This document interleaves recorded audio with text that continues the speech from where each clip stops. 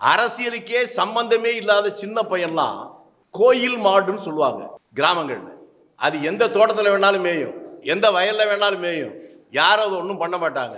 அதுபோல தமிழக அரசியலே தன்னை ஒரு கோயில் மாடாக நினைத்து கொண்டிருந்த ஒரு அடிமாடு இன்றைக்கு எல்லாவரையும் பற்றி பேச ஆரம்பிச்சது.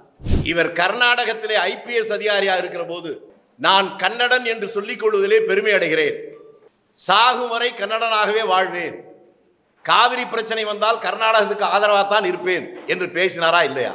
தமிழ்நாட்டுக்கு வந்தவுடன் மராட்டியத்தினுடைய மாவீரன் சிவாஜி அவர் 1962 சென்னையில காளியாம்பாள் கோயில கும்பிட்டாருன்னு ஒரு சொன்னாரு. இப்படி ஒரு மன நோயாளியை தமிழ்நாடு அரசியல்ல ஒரு தலைவரை போல கொண்டு வந்தது தமிழ்நாடு அரசியலுக்கே ஒரு அவமானத்தை உருவாக்கி இருக்கிறது. யாரை பற்றி எதை பற்றி வேண்டுமானாலும் பேசலாம் என்கின்ற திமிர் அவருக்கு இருக்கிறது. நான் அவரை பார்த்து நேருக்கு நேராக கேட்கிற கேள்வி, ஐபிஎஸ் அதிகாரியாக இருந்த நீ கர்நாடகாவிலிருந்து ராஜினாமா செய்துவிட்டு வந்தாயே, அதற்கான காரணத்தை நீ சொல்கிறாயா அல்லது நான் சொல்லட்டுமா? நான் சொல்லுகிறேன், நீ ராஜினாமா செய்யாவிட்டால் அன்றைக்கே நீ சிறைக்கு போயிருப்பாய். சதாசிவன் பேர், காமராஜருக்கு மிக நெருக்கமானவர். 3வது முறை சட்டமன்ற உறுப்பினராக இருக்கிற போது கூட ஒரு கதர் பனியனையும் கதர் வேட்டியையும் கட்டிக்கொண்டு சைக்கிளிலேயே எல்லா கிராமத்துக்கும் போய் வருவார். அப்படிப்பட்ட எளிமையான ஒரு சட்டமன்ற உறுப்பினர் அந்த மண்ணிலிருந்து இப்படி ஒரு ஊதாரி. என்னை விட சின்ன வயசு மோடி, அண்ணாமலை விட மூத்த ராகுல பப்புன்னு சொல்ற போது எல்லாம் சிரிச்சாங்கல்ல. அப்ப மோடியை விட மூத்தனா ராகுலோட சின்ன பையன் இந்த அண்ணாமலைய இந்த சில்லற பையன் சொன்னா என்ன தப்பு? இனிமேலாவது எச்சரிக்கையா இருக்கணும். உனக்கு அரசியலுக்கு என்னப்பா சம்பந்தம்? தெருவில் சுத்திக்கிட்டு இருந்த நீ முதல்ல கன்னடனா தமிழனா அதே தெரியல. இன்னும் திரும்பி நெருங்கி பார்த்தா நீ ஆம்பளையா அலியானே புரியல. நீ கேட்டு ரவுடியை பத்தி கேட்கிறிய, நான் வெளிப்படையா கேட்கிறேன். உங்க வாழ்க்கையில உங்க கட்சியில எவனாவது உண்மை பேசுற ஒரு ஆள் உண்டா? எங்க அப்பா கொடுத்த சொத்தை நான் சொல்லிட்டேன், உங்க அப்பா அம்மா அவனுக்கு கொடுத்த சொத்தை சொல்லு. இந்த நிலைமை நீடிச்சா தமிழ்நாட்டில் ஒரு ஐபிஎஸ் ஆபீசர் உன்னை விட பெரிய பதவியில் இருந்தவர், அவர் பொண்டாட்டி இப்பதான் டைவர்ஸ் பண்ணிச்சா? இப்படியே போய் பேசினா ஓம் பொண்டாட்டி உன்னை டைவர்ஸ் பண்ற நாள் ரொம்ப தூரத்தில் இல்லை. தமிழ்நாடு காங்கிரஸ் கட்சியுடைய தலைவர் செல்வ பெருந்தகை உன்னை போல தெருவில் சுத்திக்கிட்டு இருக்கிற ஆள் இல்ல. சென்னையில் அவருடைய சொந்த ஊரிலும் மக்கள் வாக்களித்து எம்எல்ஏ ஆனது மட்டுமில்ல.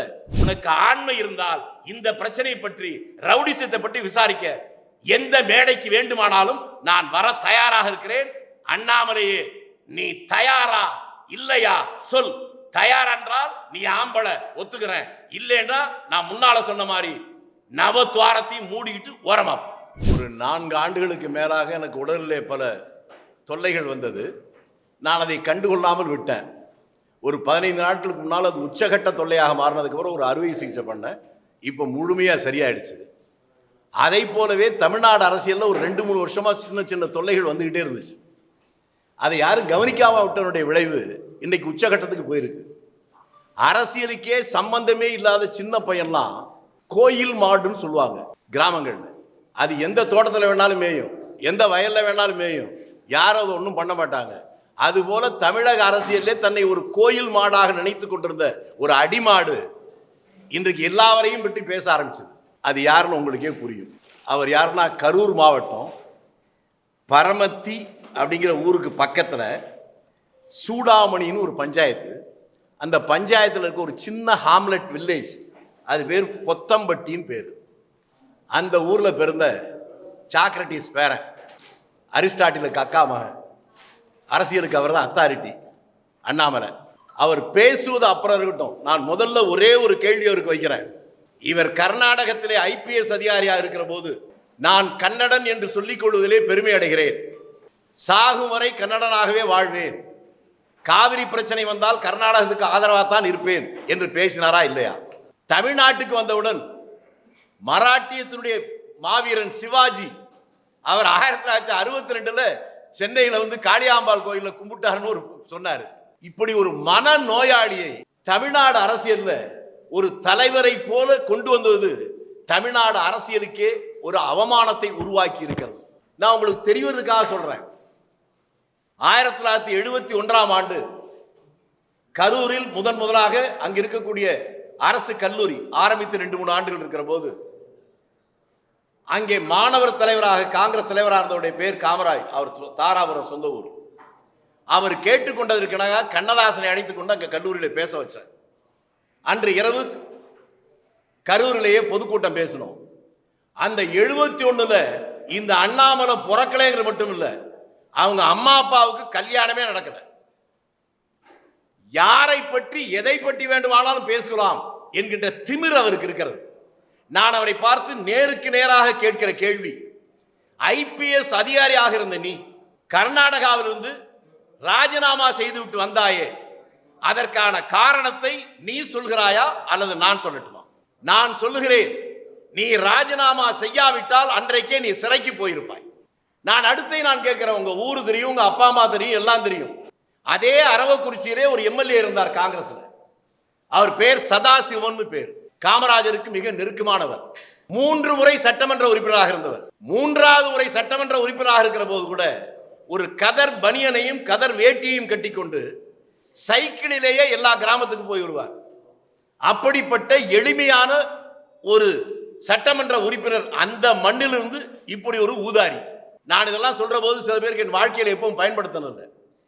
ஏன் இப்படி சொல்ல வேண்டிய நிலைமை வருதுன்னா, அண்ணாமலை விட வயதில் மூத்த 5 தலைமுறை தியாகத்துக்கு சொந்தமான ராகுல் காந்தியை, என்னை விட வயதில் குறைந்த மோடி, பப்புன்னு சொல்ற போது நாங்கெல்லாம் அமைதியா இருந்தோம்ல, அந்த திமிர், அந்த ஆணவம் தான்.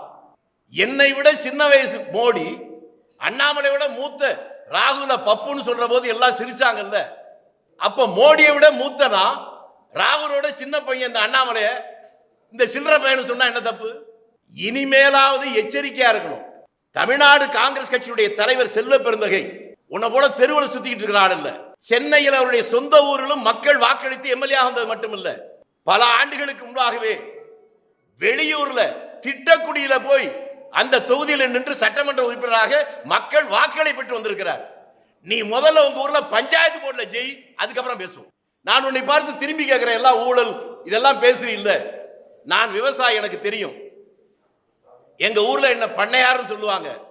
ஆனால் இன்றைக்கு விவசாயத்தில் எந்த வருமானமும் இல்லாம 20,000 ரூபாய் வாடகைக்கு வீட்டில் இருக்க அந்த வாடகை கட்டுவதற்கே நான் தடுமாறுறேன்.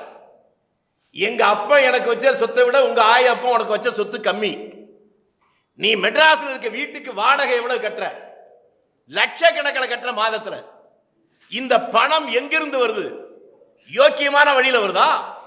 உங்க கட்சியிலிருந்து உங்க கூடவே இருந்து வெளியே வந்த பையன், தாகம் எடுத்தால் மதுக்குடம், கொஞ்சி விளையாட மங்கையர் கூட்டம்னு அந்த காலத்துல சிவாஜி படத்துல நம்பியார் சொல்ற மாதிரி, பணமும் பெண்கள் மத்தியிலே விளையாடுவது தான் இவருக்கு பொழுதுபோக்கு அப்படின்னு பேசி பேட்டி கொடுத்து பல நாள் ஆச்சு. உன் பதில் எங்க? நான் திரும்பி கேட்கிறேன், உனக்கு அரசியலுக்கு என்னப்பா சம்பந்தம்? தெருவில் சுத்திக்கிட்டு இருந்த நீ முதல்ல கன்னடனா தமிழனா அதே தெரியல. இன்னும் திரும்பி நெருங்கி பார்த்தா நீ ஆம்பளையா அலியானே புரியல. நீ கேட்டு ரவுடியை பத்தி கேட்கிறிய. நான் வெளிப்படையா கேட்கிறேன், குஜராத் மாநிலத்தில் இருக்கக்கூடிய நீதிமன்றத்தில் ஒருவனை, இவன் இந்த மாநிலத்துக்குள்ளே இருந்தால் இந்த மாநிலத்தில் சட்ட ஒழுங்கு மோசமாக போகும், ஆகவே மாநிலத்தை விட்டு வெளியேற்ற வேண்டும் என்று தீர்ப்பளித்ததே, அந்த தீர்ப்பளித்தவனை தலைவன் என்று சொல்லுகிற இந்த அண்ணாமலைக்கு சூடு சொல்ற ஏது? நாங்கள் எல்லாம் நேர்மையானவர்கள், ஒழுக்கமானவர்கள், தேசபக்தர்கள் பேசுற. எனக்கு கல்யாணம் ஆகி 47 வருஷம் ஆகுது. 47 வருஷமா என் பொண்டாட்டி கூட ஒழுங்கா குடும்பம் நடத்துறேன். ஆனா நாங்கெல்லாம் ஒழுக்கம் இல்லையா? கட்ட பொண்டாட்டிய தெருவில் விட்டு ஊர் மேயறவன் தான் உனக்கு தலைவன். நீ எல்லாம் வந்து எங்களுக்கு உபதேசம் பண்றியா? செல்வ பெருந்தையை நீ சொல்வதைப்படியே 1995 அவர் அரசியல் இருந்தார். உன்னுடைய அறிக்கையில் இருக்கு. அவர் என்ன சொன்னார்? தமிழக காவல்துறையுடைய உளவு பிரிவில் அவர்கள் தந்திருக்கிற அறிக்கையில பாஜகவில் 261 பேர் கிரிமினல்கள் இருக்கிறார்கள். அவர் சொல்லல, அரசுடைய உளவுத்துறை கொடுத்த ரிப்போர்ட் சொல்லி இருக்கு. ஆமான்னு சொல்லு, இல்லை இல்லைன்னு சொல்லு. உன் கட்சியிலேயே இந்த தேர்தலில் கொடுத்த பணத்தை பங்கு பிரித்த சரார் பண்ணி வெட்டிட்டு குத்திட்டு கொலை நடந்தது. இது எல்லோருக்கும் தெரிஞ்சிருக்கே, உண்மையா இல்லையா? உனக்கு அந்த கட்சியை பத்தி தான் என்ன தெரியும்? பாஜக கட்சி உருவாகிற போது அந்த கட்சியில மோடியே இல்லைன்னு உனக்கு தெரியுமா? அமித்ஷாவுக்கு அந்த கட்சி சம்பந்தம் இல்லைன்னு தெரியுமா? அந்த கட்சியை அறிவித்தது அத்வானி அறிவித்தார். வலதுபுறம் வாஜ்பாய், இடதுபுறம் இந்த பேராசிரியர், 2 பேர் இருக்கிற போது அறிவித்தவர் அத்வானி. அப்ப என்ன கொள்கைன்னு உனக்கு தெரியுமா? இன்னைக்கு சனாதனத்தை பேசுற பத்திரிகைகள் இங்க வந்திருக்கவங்க, உங்க பத்திரிகை எடுத்து பேருங்க, அந்த அதுல இருக்கும். பத்திரிகையாளர்கள் கேள்வி கேட்கிறாங்க, ஜனசங்கத்தினுடைய மறுபதிப்பான்னு கேட்கிறாங்க. இல்லை என்கிறார் அத்வானி. இது புதிய சிந்தனை, புதிய கொள்கைகள், புதிய சித்தாந்தம், அந்த அடிப்படையில் உருவாகிற கட்சின்னு சொல்றார். அப்படி என்றால் இந்த கட்சியுடைய கொள்கை என்ன என்று சொல்கிற போது இது காந்திய கொள்கைகளை ஏற்றுக்கொண்டிருக்கிற கட்சி. எங்கடா வந்துச்சு உங்க சனாதனம்? இங்க இன்னைக்கு புதுசா சொல்றிய, எங்களுக்கு நீ வந்து கத்துக் கொடுக்கிறியா பாடத்தை? இனிமேலாவது ஒழுங்கா நவத்வாரத்தை மூடிட்டு உட்கார்ந்தீங்கன்னா உனக்கு மரியாதை இல்லைன்னா கோயில் காடை இல்லை, நான் முதல்ல சொன்ன மாதிரி அடிமாடா மாறிடுவேன். அரசியலை அரசியல் தெரிஞ்சவன் பேசணும். இங்க தமிழ்நாட்டில் வந்திருக்கிற விபத்து என்பது, நான் முன்னால சொன்னேன், அதே அரவக்குறிச்சியில் பிறந்து 3 முறை எம்எல்ஏ இருந்தவர் எவ்வளவு எளிமையாக வாழ்ந்தார். அப்படிப்பட்டவர்களுக்கு தமிழ்நாடு முழுவதும் மரியாதை இருந்துச்சு. இதே நம்ம இருக்கிற இடத்துக்கு பக்கத்தில் கந்தசாமி செட்டியார் ஒருத்தர் இருந்தார், எம்பியா இருந்த ஒருத்தர். இங்க இருக்க கவுன்சிலர் நிக்கிற போது அவரை எதிர்த்து ஜெயிச்சார். சாதாரணமா வந்து போவார். இது மாதிரி தமிழ்நாடு முழுவதும் ஒவ்வொரு, இப்ப நம்ம ராமையா தலைவர் காமராஜருடைய அமைச்சரா இருந்தவர், அவருடைய பையன் இன்னமும் புதுக்கோட்டையில வாடகை வீட்டில் இருக்கிறான். கோயம்புத்தூர்ல எத்தனையோ கோடீஸ்வரர்கள், தலைவர் காமராஜ் போனா அவங்க எல்லாம் மத்திய கவுண்டர் கிரி கவுண்டரை பார்த்து பேச மாட்டார். ஒரு ஓரமா நிக்கிற எல்லம்மா நாயுடு ஒருத்தர், என்ன நாயுடு நல்லா இருக்கான்னு கேட்பார். அவரைத்தான் எம்எல்சி ஆக்கினார். சாகிற போது சொந்த வீடு அவருக்கு இல்ல, கட்சி ஆபீஸ்லயே படுத்து செத்து போனார்.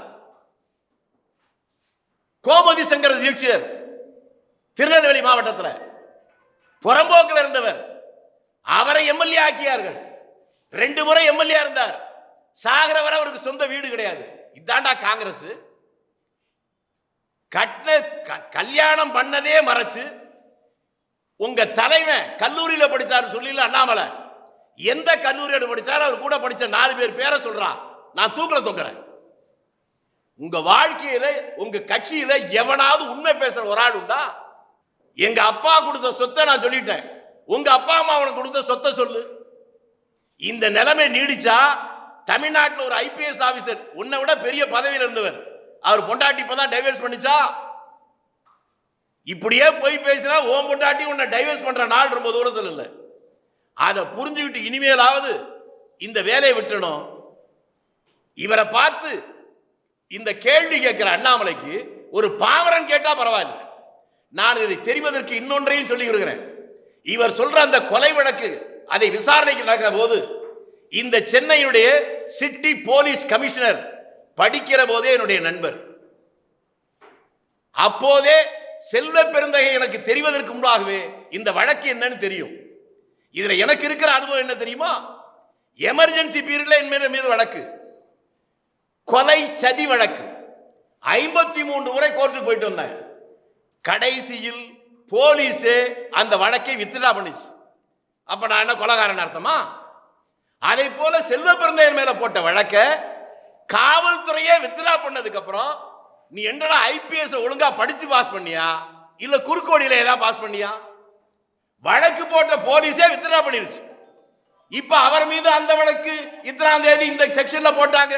ஏடா பைத்தியக்கார பேர, கீழ்ப்பாக்கத்தில் அடைக்க வேண்டியவனை போய் ஒரு கட்சிக்கு தலைவரா போட்டிருக்காங்க. தமிழ்நாட்டில் இருக்கக்கூடிய ஒரு தேசிய கட்சியின் ஒரு பட்டியலினத்தை சேர்ந்த ஒருவர் படுகொலை செய்யப்படுகிறார். அங்கே நீ விசாரிக்க போனவன் வெளியே வந்த உடனேயே இன்னொரு பெரிய தேசிய கட்சியுடைய தலைவராக பட்டியலினத்தை சேர்ந்த ஒருவரை பற்றி இவ்வளவு கேவலமா பாசினா உனக்கு இருக்கிற தான் என்கின்ற அகம்பாவம், ஆணவம், நீ பேசுகிற தலையிலிருந்து பிறந்தவன், தோல்ல இருந்து பிறந்தவன், இடுப்புல இருந்து பிறந்தவன், காலில் இருந்து பிறந்தவன் என்று பேசுகிற அந்த திமிரது அந்த திமிரை அடக்கி கொண்டிருந்தால் உனக்கு நல்லது, இல்லை என்றால் விபரீதத்தில் முடிந்துவிடும் என்பதை சொல்லுகிறேன். உனக்கு தெம்பு இருந்தால், நேர்மையான வழியில் உன்னுடைய பிறப்பு இருக்குமானால் இதை பற்றி விசாரிக்கலாமா? ஒரே மேடையில் விவாதிக்க தயாரா? நீ சொல்ற இடத்துக்கு நான் வர்றேன், உங்க ஊருக்கே வரட்டுமா? இல்லனா உங்க கமலாலயம் இருக்குல்ல, அங்கே வர்றியா? நான் தனியா வர்றேன். உன் ரதகஜ தொடர்பாதைகளை வச்சுக்கிறியா? மீண்டும் உன்னை பார்த்து கேட்கிறேன், உங்க கமலாலயத்துல ஒரு படம் இருக்கு, செண்பகராமன் பிள்ளை படம். அந்த படம் எப்படி வந்துச்சு, யாரால வந்துச்சு சொல்றா பாப்போம். நான் வாழ்க்கையில் இப்படி பேசுறது இல்ல. ராகுல் காந்தி என்கின்ற ஒரு பெரிய வரலாற்று சிறப்புமிக்க 5 தலைமுறை தியாகம் பண்ணவனை பார்த்து சின்ன பையன் பொடியன்னு, அதை விட பொடி பையன் இந்த சில்லற பையெல்லாம் பேசுவதற்கு விட்டம் இல்ல. அதனுடைய விளைவுதான் இன்னைக்கு விஷயத்துக்கெல்லாம் போதுங்க. எங்க கட்சியில அவர் காந்தியவாதின்னு சொல்லிட்டாராம் செல்வ பெருந்தகை. அதை கேலி பண்றியா? எங்க கட்சியில காந்தி மட்டும் இல்லடா, நேதாஜி இருந்தார். அதை பார்க்கணும்னு நினைச்சீங்கன்னா அதுக்கு நாங்க தயார் தான். உன்ன மாதிரி புறம்போக்கெல்லாம் பார்த்து ஒதுங்கி போற வெள்ள காங்கிரஸ்காரன், வெள்ளைக்காரன் 200 ஆண்டு காலங்கள் இந்தியாவை ஆண்ட போது நீயும் உங்க RSS கட்சியும் பிரிட்டிஷ் ராணிக்கு ஆதரவாக வரவேற்பு கொடுத்த நேரத்தில் அவர்களை எதிர்த்து போராடி அடியும் உதவியும் வாங்கி சுதந்திரத்துக்காக போராடிய எங்கிட்ட வந்து வேலையை காட்டியா? இதை நிறுத்திக் கொள்வது நல்லது. நான் உனக்கு கேட்பது, கர்நாடகம் உனக்கு முன்னாலே எனக்கு தெரியும். ஹெக்டே முதலமைச்சராக வந்த உடனேயே ஒரு வாரத்திலே அவர் பேசிய முதல் பொதுக்கூட்டம் நாகர்கோயிலில் நாங்க ஏற்பாடு பண்ண கூட்டம். அவர் முதல் மந்திரியா இருக்கிறபோது பாதி நாள் அங்கேதான் இருப்பேன். அதுக்கப்புறம் SM கிருஷ்ணா அவர் வந்த போதும் அப்பதான் இருப்பேன். கார்கே அவருடைய அமைச்சர்கள் அமைச்சராக இருந்தார். உங்கள் பத்திரிகையாளருக்கு சொல்வதற்காக சொல்லுகிறேன், நக்கீரன் பத்திரிகையுடைய நிருபர் சிவசுப்பிரமணியன் ஒருத்தர், அவர் கைது செய்யப்பட்ட இங்க மிக மோசமாக பாதிக்கப்பட்ட நேரத்தில் நக்கீரனுடைய ஆசிரியர் வந்து என்னிட்ட தான் வந்து கேட்டார், செத்து போயிடுவான் போல் இருக்கு, குடும்பமே வந்து அழுகுது, காப்பாத்துங்க.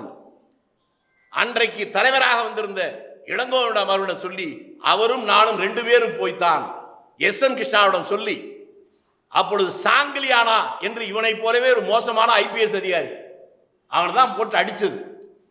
அவன் வந்து கன்னட தமிழர்கள் விரோதத்தை உருவாக்குறவன், என்கிட்ட சொல்லிட்டீங்க, ஒரு 4 நாள் டைம் கொடுங்க, நான் விடுதலை பண்றேன் என்று SM கிருஷ்ணா சொன்னார். அதை மாதிரியே விடுதலை பண்ணார்.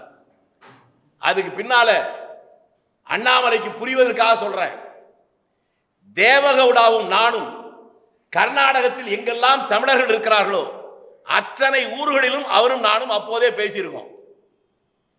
அவர் மகன் தேவகவுடா உச்சகட்டத்தில் இருக்கிற போது அவருக்கு டிரைவரா இருந்தவனுடைய பேர் ராஜா, அவன் திருநெல்வேலி மாவட்டத்தை சேர்ந்தவன். அப்பவே 25 வருடங்களாக அவர்கிட்ட டிரைவர். தேவகவுடாவுடைய யாரெல்லாம் வேண்டிய அந்த மாநிலம் முழுக்க இருக்கானோ அவ்வளவு பெரிய அவனுக்கு தெரியும். அப்பெல்லாம் குமாரசாமி அரசியலுக்கே வரல.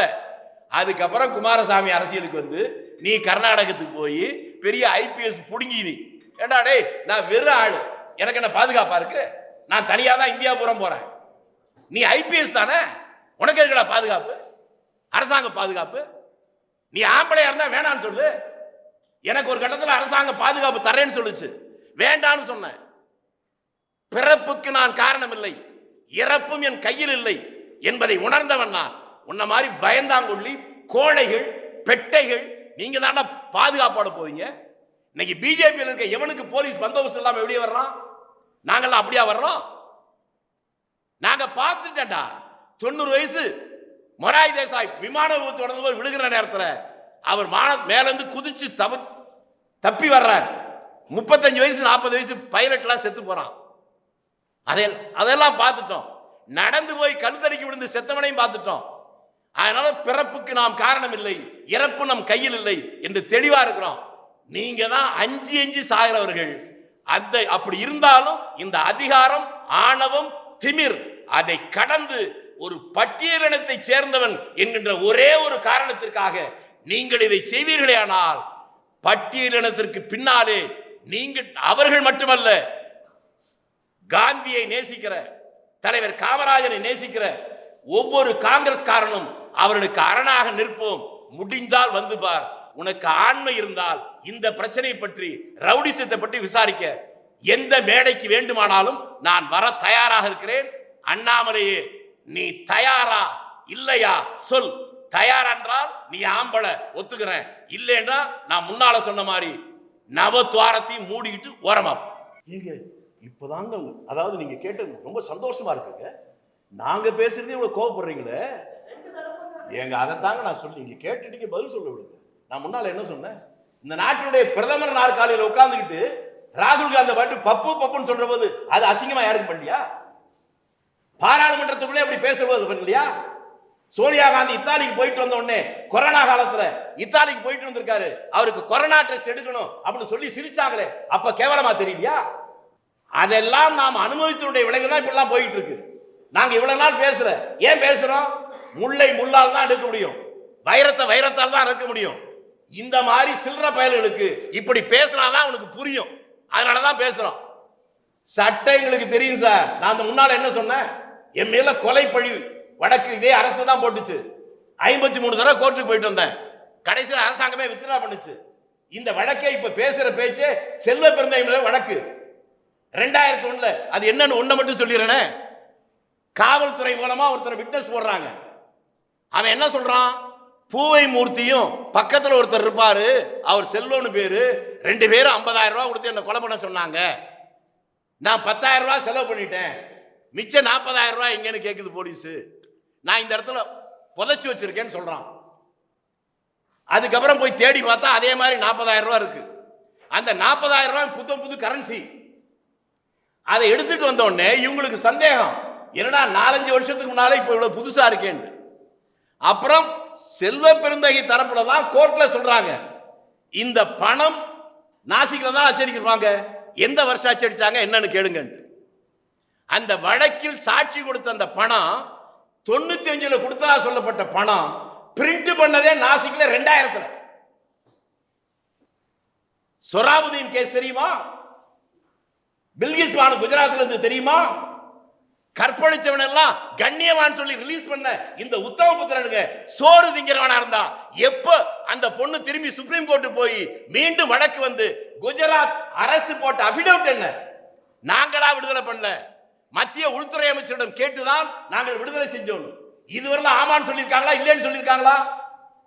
உன் பொண்டாட்டிக்கு உங்க அக்கா தங்கச்சிக்கு இப்படி நடந்திருந்தா, ஒரு பெண் 5 மாத கர்ப்பிணி பெண்ண 10 பேர் கற்பழிச்சு அவனுடைய சின்ன குழந்தைய செவுத்துல அடிச்சு கொன்னு அவங்க வீட்டில் இருக்கிற 2-3 பேரை கொலை பண்ணி இவ்வளவு நடந்ததுக்கு அப்புறம் அவர்கள் சிறையில் இருந்து விடுதலை செய்யலாம் சுதந்திர தினத்தன்னைக்கு கேட்டா கண்ணியவான்களாம்.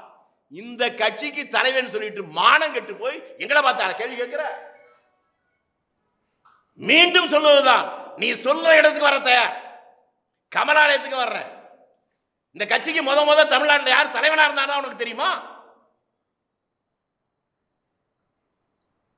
அன்றைக்கு இந்த கட்சியில சோத்துக்கு வழி இல்லாம திருக்கோயிலூர் சுந்தரனோட 5-6 மொழியில பேசிட்டு இருப்பான். சட்டை வேட்டி கூட அந்த துவச்சு போட்டு வருவான். கோவிந்தசாமின்னு ஒரு ஆள் நல்ல சாப்பாடா அடைவான். சங்கர்னு ஒருத்தன் எக்மோர்ல வீடு. இவங்க எல்லாம் சோத்துக்கு வழி இல்லாம அலைஞ்சான். உமாபாரதியும் கோவிந்தாச்சாரி தமிழ்நாட்டை சேர்ந்தவன். இவெல்லாம் அகில இந்திய ரீதியில் வந்தவனுங்க. ஒண்ட வந்த பிடாரி ஊர் பிடாரியை அடக்கியதை போல இவங்களுக்கு ஒரு மோடியிலிருந்து அண்ணாமலை வரை இந்த கட்சிக்கே சம்பந்தம் இல்லடா. கட்சியை ஆரம்பிச்சு வச்ச அத்வானியவே கேவலப்படுத்திட்டு அது ஆரம்பிக்கிற போது கட்சியில் இருந்தீங்களா? நீங்கள்லாம் சேர்ந்து மக்கள் ஏமாந்த நேரத்தில் ஏற்றம் கொண்டு புலி வேஷம் போடுகின்றார், புல்லல வேணும் மதிக்கின்றாரா? பாரதிதாசன் சொன்ன கவிதை வரி அது இன்றைக்கு இவங்களுக்கு பொருந்தும். இனியும் இவர்களை விட்டு வைத்தால் அரசியல் கேலிக்கூத்துடைய சிகரத்துக்கு போய்விடும் என்பதால் அவர்கள் மொழியிலேயே அதை சந்திக்க நாங்கள் தயாராகிவிட்டோம்.